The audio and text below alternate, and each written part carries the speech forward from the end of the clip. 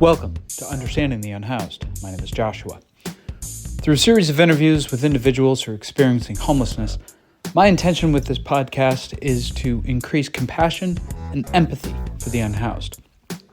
Though the terms homeless and unhoused can be used interchangeably, I prefer unhoused because it emphasizes that the problem is a lack of affordable housing rather than a personal weakness. When people see an unhoused individual, they can feel fear, anger, apathy, sometimes all three.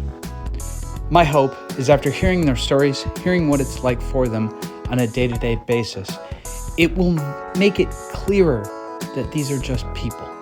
People who, through a combination of bad luck, bad choices, and, let's be honest, a broken system, have found themselves without a roof over their heads. Okay, enough ado. Wendy and I first encountered Bob when we were out in the Hayes Valley neighborhood, San Francisco. Him and his girlfriend were camped out right next to the Capitol building. Bob seemed magnanimous and friendly, and we asked him if he would be willing to tell us his story for this podcast, and he was eager to have his story told. One thing that has to be said for most of the people I've encountered is they want to be heard. They don't want to be ignored and shoved to the side like a dirty secret. Bob is no different. Please enjoy the interview. Bob, how long have you been unhoused? 5 years. Okay. Well, can you describe the basic circumstances that led you to be unhoused? I was living in our family home that I grew up in, and my dad found out that he had leukemia, so he wanted to make sure that when he passed away that my mom had a way of sustaining what her lifestyle that she had. So he set up a reverse mortgage. My dad passed away, and then my grandma passed away, and I have a total of 3 other brothers, and I'm the baby. So they all resented me, and the way my dad set it up, it was very clear. It was a living will or living trust, basically stating that when he passed away, that I would allow my mom to stay in the family home as long as she lived, and no rent, no charge, and that was fine. And that was what was going on. 2 years after him passing, she found out that she had a lump in her lungs, and it came up that it was cancerous. So then they wanted to do a biopsy of it. They didn't find any cancerous cells in this tumor that they supposedly biopsied in her lung, but they did give her worse pneumonia and then an exceptionally high fever. She was in the hospital for about 4 days. She was released. They did another CT scan, and the little lump that was the size of an eraser had grown to the size of her fist. And then they did some other tests. They found out that the cancer had gone into her brain. So when she went back to the hospital for pneumonia complaints again, probably 5 days later, at that time my brother got power of attorney over her. Now he's able to change the will. He then stated, hey, the house is not mine. There was a $100,000 life insurance policy. He took it out before she passed away. And the reason he was able to do so was because power of attorney states that whatever he does is he's acting in the well-being for my mother. Yeah. My mom tried explaining, hey, I didn't want this. She wrote a piece of paper. Doctors wouldn't listen to her because he had power of attorney over her already. That power of attorney is like, they own you, and they have all these rights, and they can do so much, and there's a lot of things that protect them. So my mom passes away. A year starts going by. I start getting all these things about the foreclosure on the house. I want to take the house out of her name and put it in my name and make payments for it. Because of a reverse mortgage, you got to be 65 or older to live in the house, or the bank that's carrying the note can demand payment right now. The payment was $136,000, I believe. I went to the bank. The bank wouldn't even talk to me. I finally had to take in the living will and trust and show them where there was a clause saying, I'm supposed to be the executor of the will, not my brother. And it clearly states that why my dad didn't want him to be, because of money issues. They finally sat down and talked with me. I told them, hey, I want to take over mortgage payments. They said, okay, we'll work on it. They wanted the deed. My brother had the deed to the house. So time keeps passing. He finally gives me the deed to the house.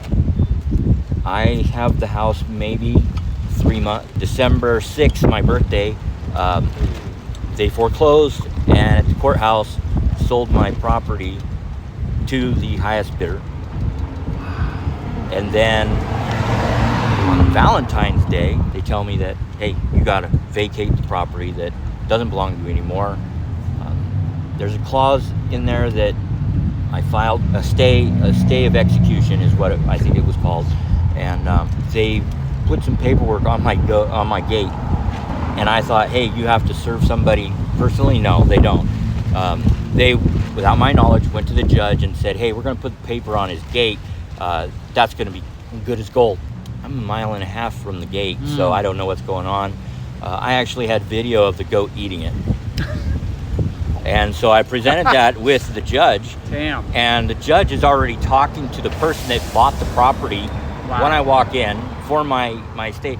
And they go, we don't even know why you're here, because it's all taken care of. And I'm like, I have these rights and everything.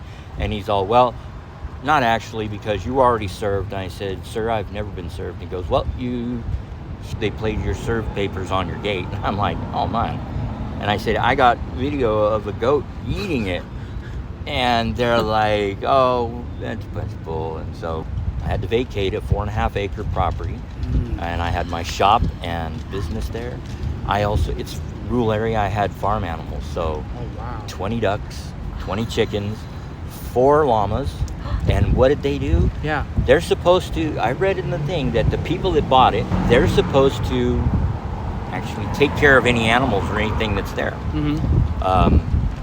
The person that bought it, when they came on the property, they cut all the locks to my storage containers that I had all my property in.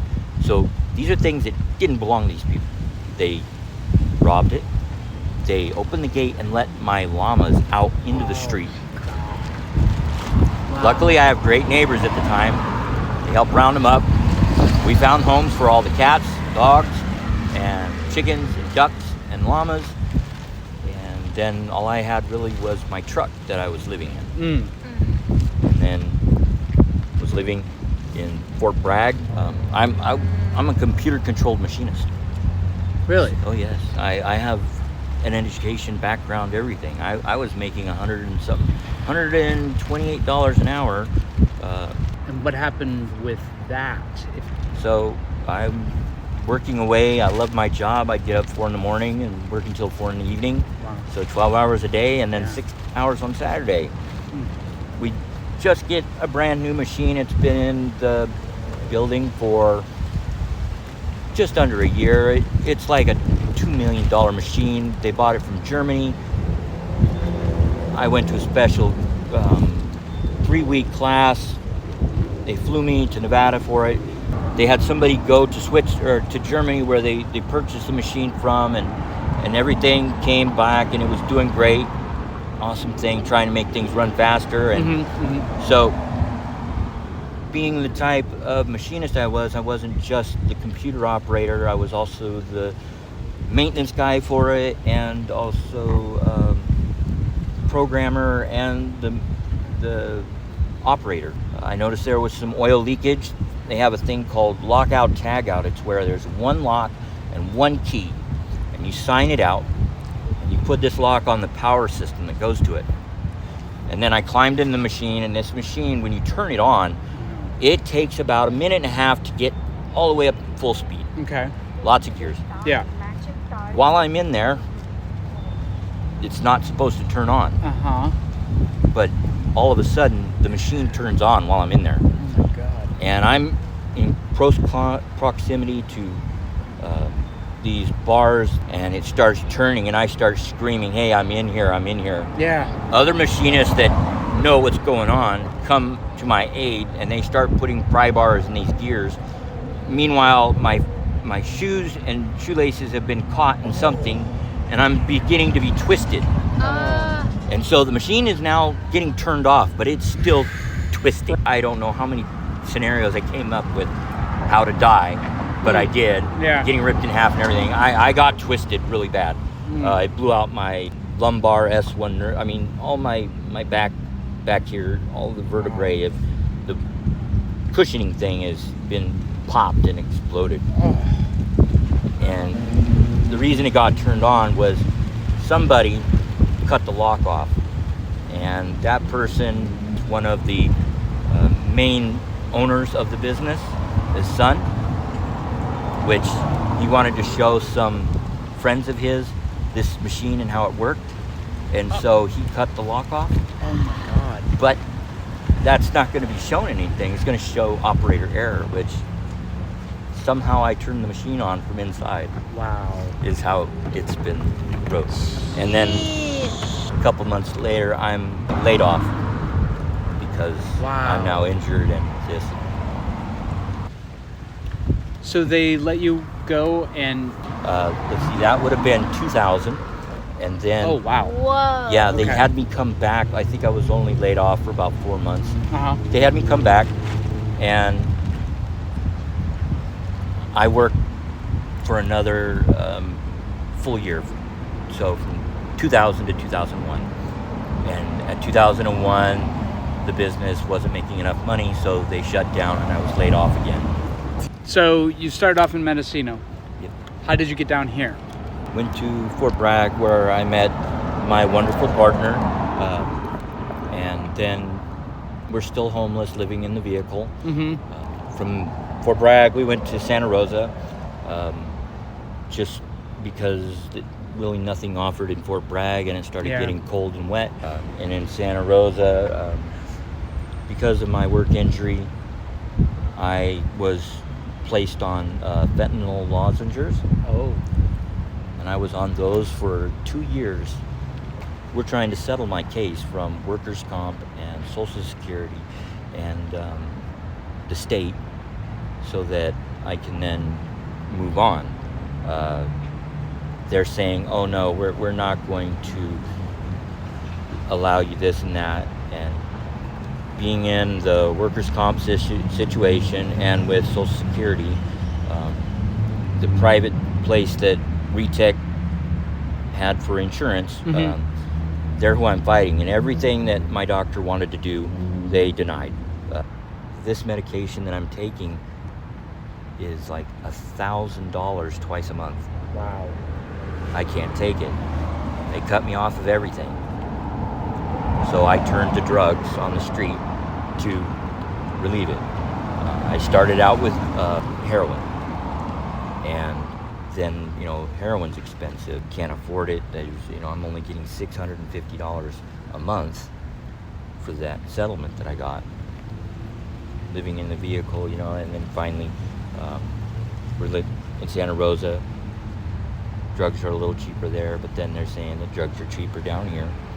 And so that's kind of why I came down here. And yes, they were extremely cheaper.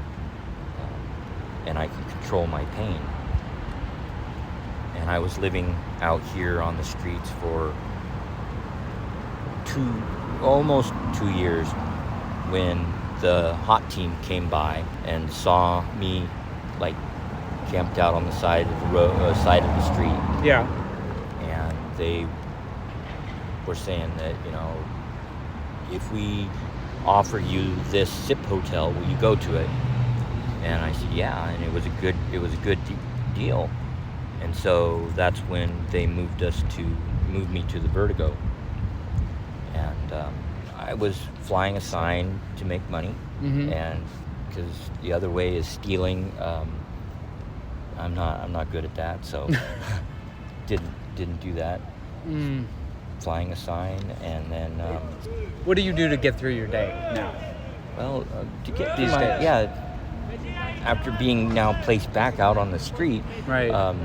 It took a few days to get used to basically staying up all night, because falling asleep, you worry about people taking things and all that, and now I get a couple hours of sleep, like late in the evening until real early morning, like 1 or 2, and then wake up so that people that are out here don't steal me, because I've had 2 backpacks stolen like last week when I was first out here on the street, and it's really scary. So what prevents you from going back to your previous employment? My work injury. Okay.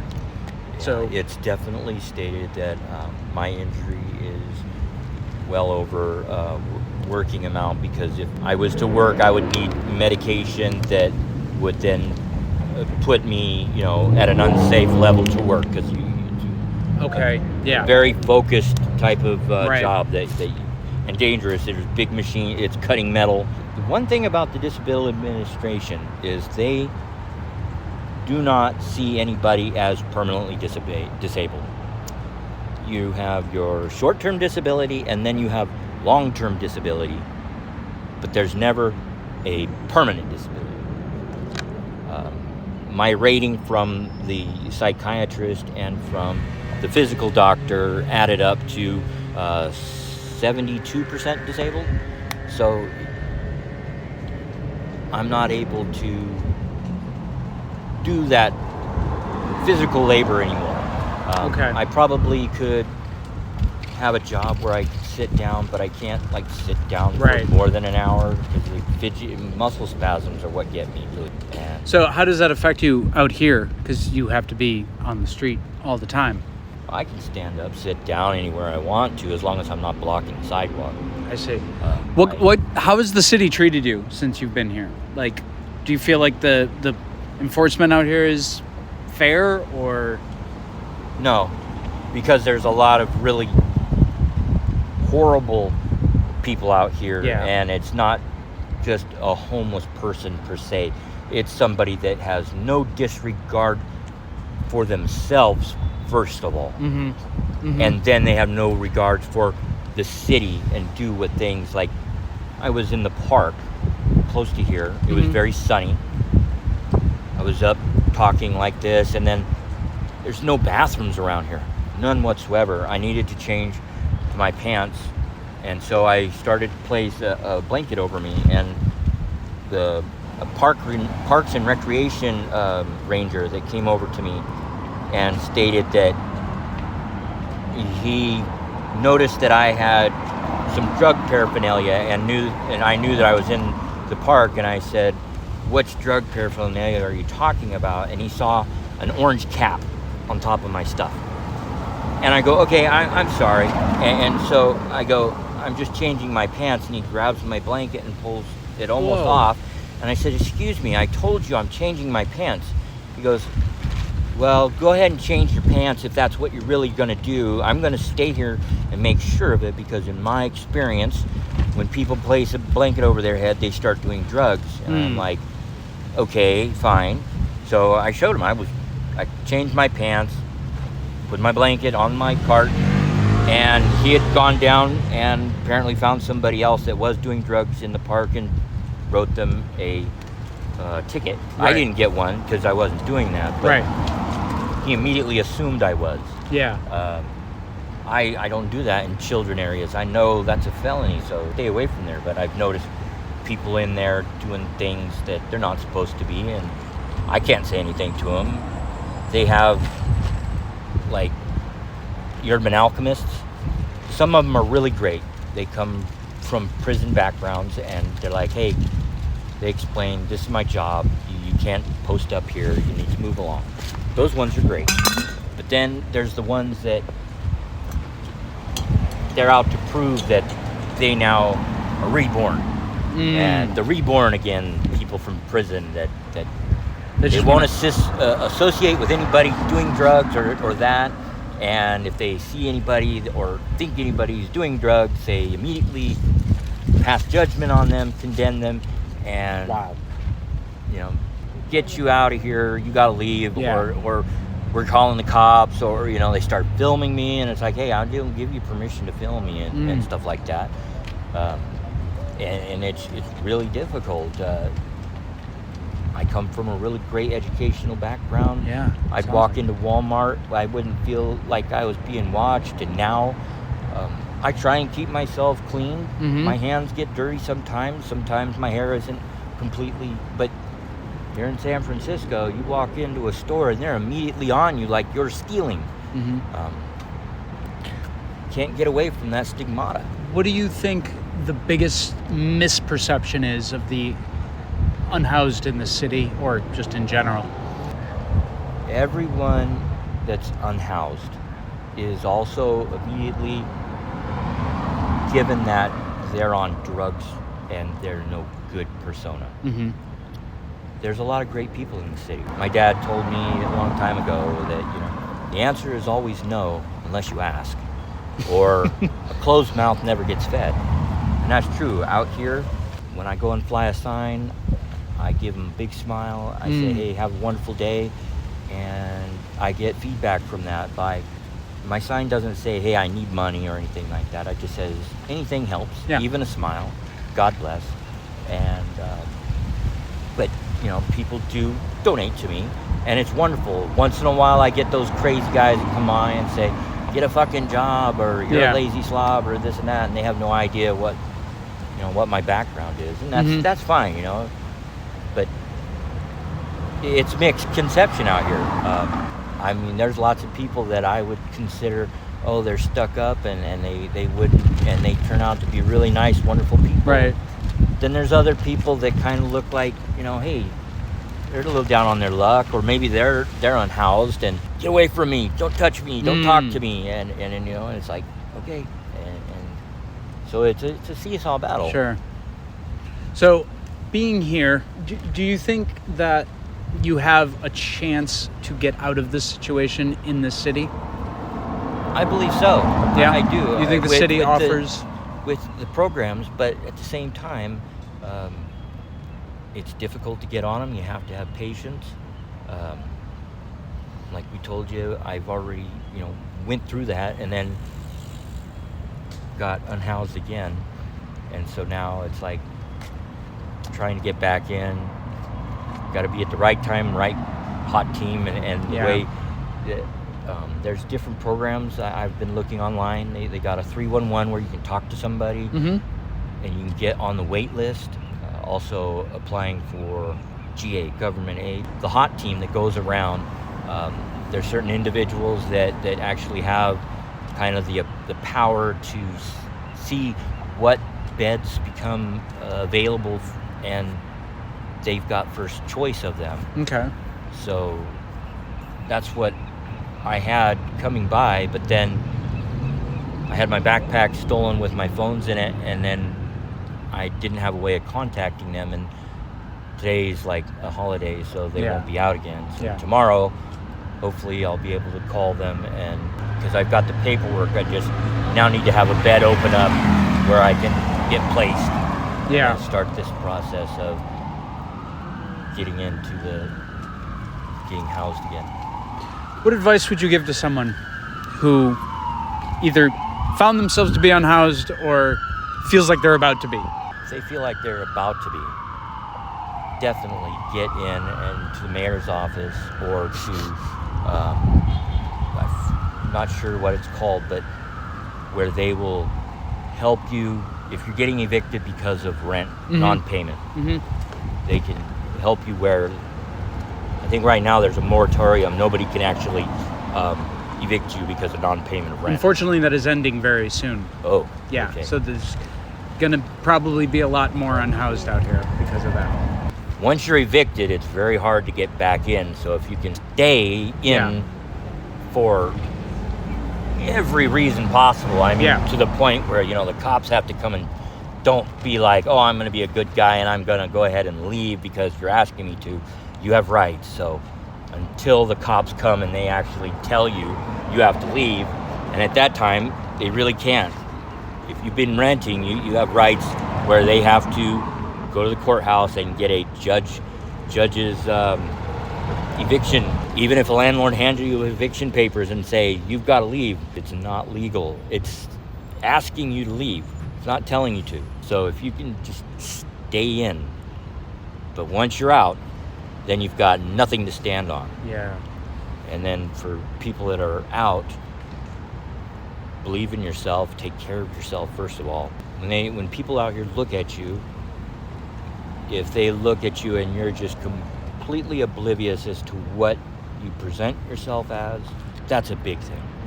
The more down, disgusting you look, the worse people are going to treat you. So if you can, what's that saying? Fake it until you make it. Just make sure that you don't look unhoused, and that helps a lot. Hi again. Thanks for listening. If you know of any unhoused individuals that would like to be interviewed, or you would like to submit an interview yourself, please reach out to us through the website, understandingtheunhoused.org.